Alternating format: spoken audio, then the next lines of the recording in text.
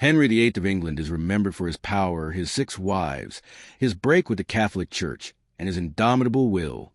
He was one of the most feared and admired monarchs of the Renaissance, capable of transforming the history of his kingdom with bold and often brutal decisions. But after decades of glory, wars, betrayals, and personal obsessions, the man who proclaimed himself supreme head of the Church of England met a dark, painful, and humiliating end. His death in 1547 was a physical and symbolic reflection of a body and soul consumed by excess, illness, and loneliness. Henry VIII began his reign as an attractive, athletic, and charismatic young man. He stood over 5 feet tall and practiced sports such as hunting, tennis, and jousting. He was considered one of the most cultured princes in Europe. But as the years passed, his physique changed drastically.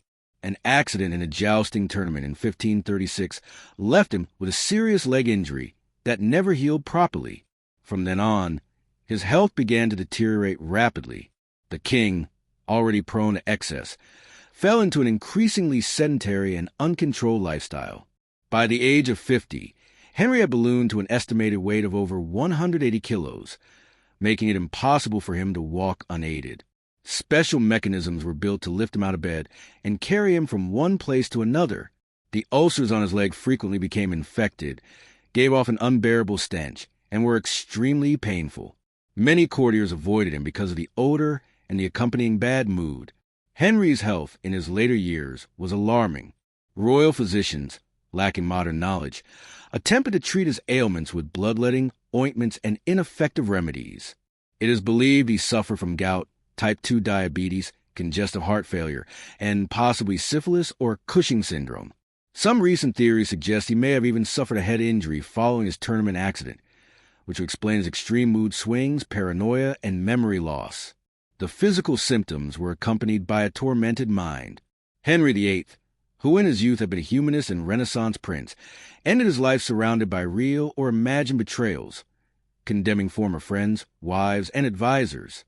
The man who had once written religious treatises and poetry had degenerated into an authoritarian tyrant, distrustful even of his own children. In his later years, Henry lived in a state of near seclusion, unable to ride or participate in public events. His court was more of a hospital than a center of power. Important decisions were made by advisors such as Thomas Cranmer and Edward Seymour. He spent long hours alone, tormented by his memories and physical pain. His last wife, Catherine Parr, managed to stay safe, caring for the king with devotion and intelligence, surviving what many called the death roulette of Tudor wives. Henry was suspicious of everyone, even his own doctors. He even refused to speak of his death or publicly acknowledge his terminal condition. By January 1547, his deterioration became irreversible. His body was so swollen that his legs could not support him. Infected ulcers began to constantly ooze blood and pus. His abdomen was distended, probably from fluid retention. He had severe breathing problems.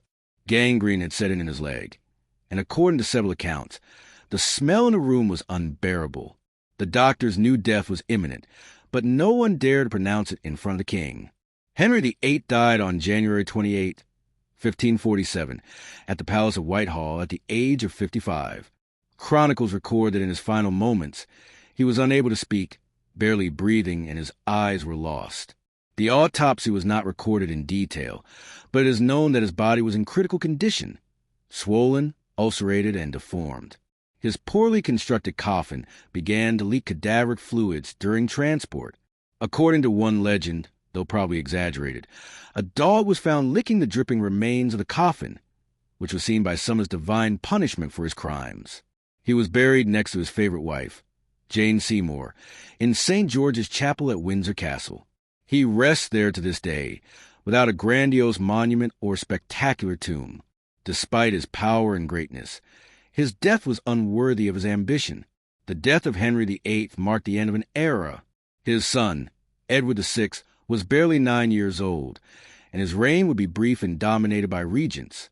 England, however, would never be the same. The Anglican Reformation, the centralization of royal power, and the affirmation of the Tudor monarchy as a symbol of the state were all his work. Henry VIII died surrounded by luxury, but also by physical decay and isolation. He was a king who defied the Pope, the world, and his own conscience. His death was as excessive, painful, and grotesque as his life. The final scene in a drama that had lasted almost 4 decades. If you want to know other interesting stories, you can follow my YouTube channel, Frank Fernandez Historia.